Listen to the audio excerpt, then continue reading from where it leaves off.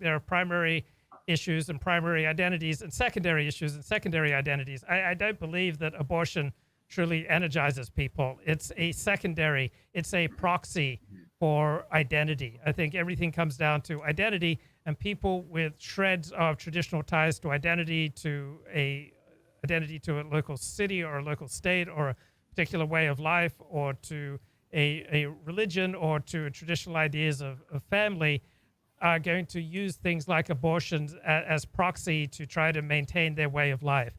I think relatively few people actually care intensely about abortion, but tens of millions of people will be energized by abortion because it's a proxy for something deeper, which usually comes down to matters of identity.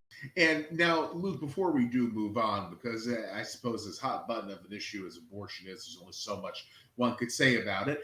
Uh, why do you think that so many on the right, who are obviously concerned with political demographics trending against them strongly, and I obviously do agree with you that there's no way this Texas law pans out well for the GOP electorally speaking, but why do you suppose there's so many of these conservatives who are obsessed with the Democrats getting more and more of the electorate, then oppose abortion, knowing that if there are no abortions, the Democratic share of the electorate increases exponentially? Oh, well, I guess maybe I've gone ahead of myself. Do you think it's that they don't know this, or do you think they do know it and they don't care? Do you think it's some sort of, something else? What's your take on the matter? Well, I think when you can't say things out loud, people become more reluctant to even think things. So obviously, different peoples have different gifts, but you can't say this out loud with any specificity, or you are removed from polite society. So therefore, because you can't say such an obvious thing, that the average gifts of Ashkenazi Jews are different from the average gifts of Japanese, which are different from the average gifts of sub-Saharan Africans, and different from the average gifts of Eskimos. All right. So because you can't say such a basic thing out loud, people in positions of importance, positions of fame, positions of influence are reluctant not just to say these things out loud, but even to think them.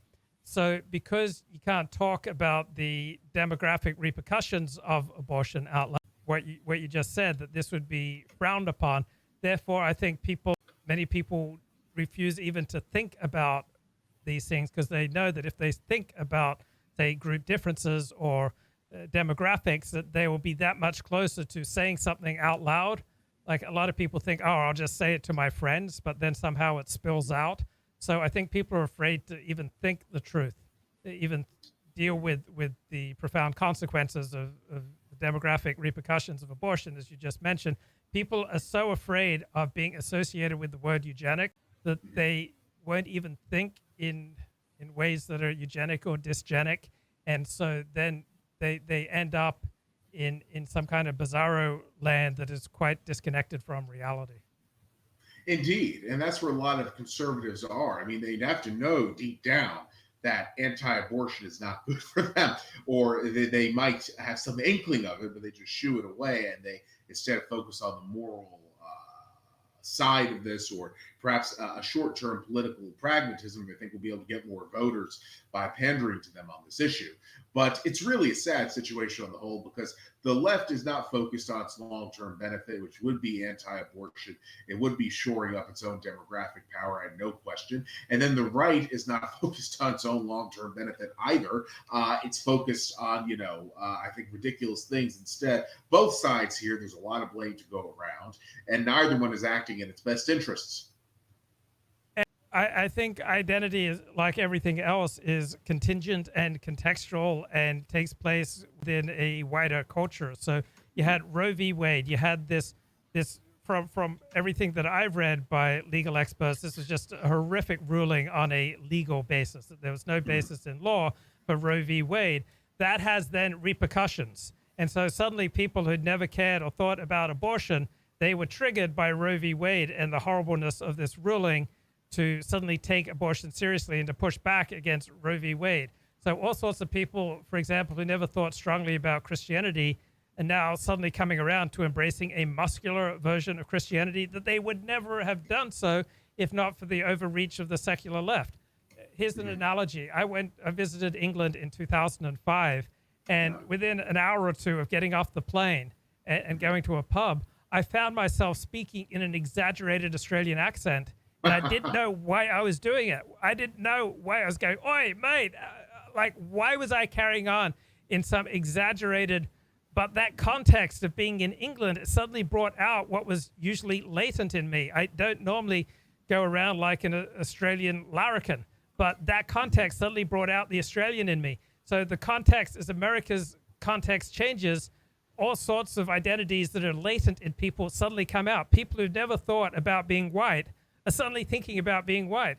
People who never thought about muscular Christianity are suddenly thinking about muscular Christianity. People who've never given a damn about states' rights are suddenly thinking about states' rights. People who've never cared one way or another about homosexuals, once you have homosexual marriage as the law of the land, suddenly they have an instinctive reaction to it. People who've never thought about transsexuals, once they see it being extensively celebrated and even mandated that we celebrate it in the media, they suddenly have a reaction against it. So what is identity? Identity comes out depending on context. So in one context, my conservative side is going to come out. In another context, my Orthodox Jewish side is going to come out. In another context, my Australian heritage is going to come out. In another context, my Anglo heritage is going to come out. In another context, my American identity is going to come out. In another context, my Los Angeles or Californian identity is going to come out. When we had that recent big submarine deal between the United States, Australia, and the United Kingdom, suddenly like my Anglo identity got triggered. It's like, this is fantastic. The Anglo powers are uniting to do something wonderful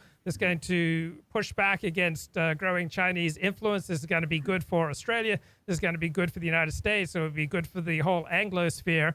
And so an identity that was reasonably latent in me suddenly became primary in reaction to events. So when Harold Macmillan, I think, was asked in the 1950s what would determine the success of his government, I believe he answered events, my dear boy, events. Yes. And events also have a profound effect on our identity. In one context, our primary identity may well be Christian or Jewish. And in a different context, it may be Texan or conservative or Southern or Anglo. So as events change and contexts change, our identities, what was latent or buried in us, will come to the fore. So when Israel won the 1967 war on a massive basis, millions of Jews who had very little Jewish identity suddenly became hyper-chauvinist Jews. It just came out of nowhere. It shocked them. And it's, as Tom Wolfe said, back to blood. Blood is probably the most basic and primal of all identities. And in a growing age of confusion, then often these most primal identities will come to the. I agree entirely. I don't think there's really any two ways about what you said. I think it's just a fact of human nature, all what you've related, and it very much is what it is. And I will say, though, if you have a reasonable, responsible question or comment for Luke or myself, please leave it via Streamlabs. Thank you very much in advance. And now talking about our last, at least the last issue that I have marked down here for tonight. It is the matter of Afghanistan, how what happened there happened.